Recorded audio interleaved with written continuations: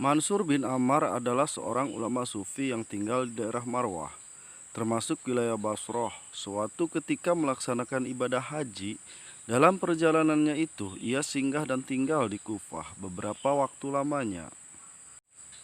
Suatu malam ia keluar dari penginapannya dan berjalan menyusuri jalanan yang gelap.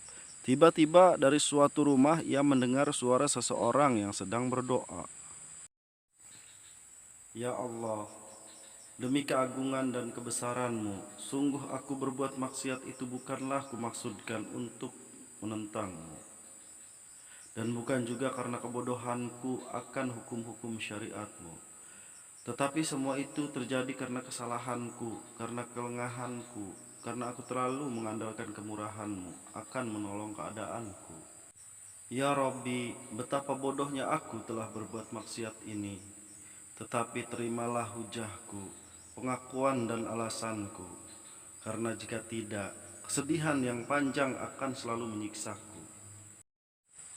Ibnu Ammar menunggu beberapa saat lamanya, tetapi tidak terdengar lagi lanjutan munajat itu. Seketika itu, ia membaca cukup keras, sekiranya bisa didengar oleh orang yang munajat tersebut. Salah satu ayat Al-Quran.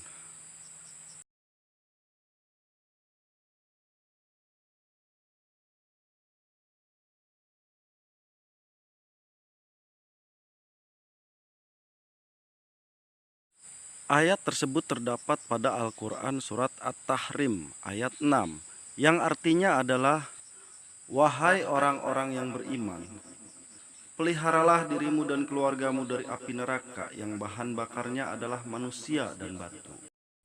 Penjaganya adalah malaikat-malaikat yang kasar, keras, dan tidak mendurhakai Allah terhadap apa yang diperintahkannya kepada mereka, dan selalu mengerjakan apa yang diperintahkan Allah kepada mereka.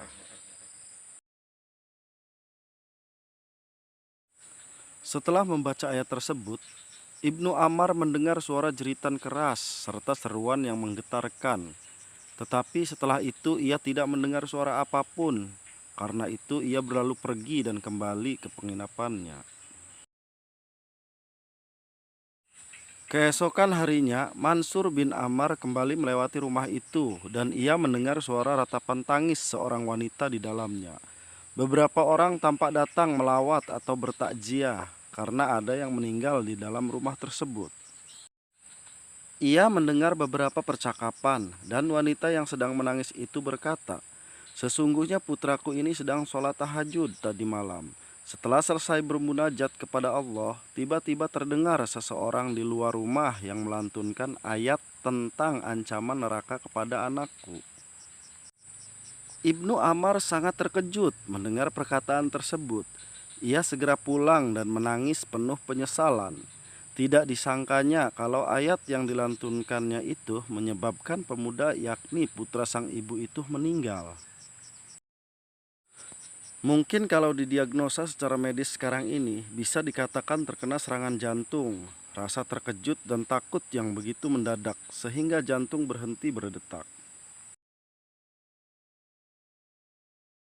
Ibnu Ammar terus-menerus bertaubat kepada Allah atas kelancangannya membacakan ayat sehingga menyebabkan kematian orang lain. Pada malam harinya, Ibnu Ammar bermimpi bertemu dengan seseorang pemuda dalam keadaan yang sebaik-baiknya. Entah kenapa ia mengenali pemuda itu adalah yang meninggal karena lantunan surat At-Tahrim ayat 6 yang dibacanya. Padahal ia belum pernah bertemu atau mengenal dia sebelumnya.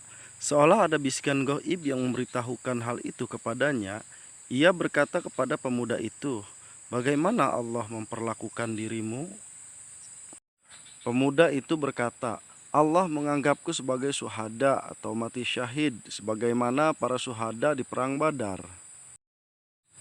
Ibnu Ammar menatap pemuda itu penuh ketakjuban, sekaligus keheranan. Ia berkata, "Bagaimana bisa begitu?" Pemuda itu berkata, "Para syuhada perang Badar itu ditebas oleh pedang-pedang orang kafir hingga tewas. Sedangkan aku tewas ditebas oleh pedang Allah yang Maha Pengampun."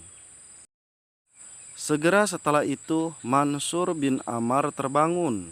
Ia tidak lagi bersedih, justru bahagia karena telah menjadi jalan bagi pemuda itu memperoleh derajat syahid di sisi Allah.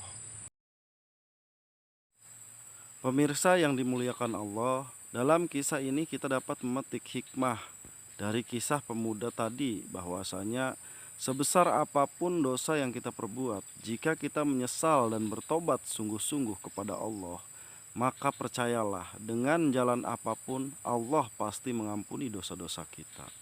Amin, amin, ya robbal alamin.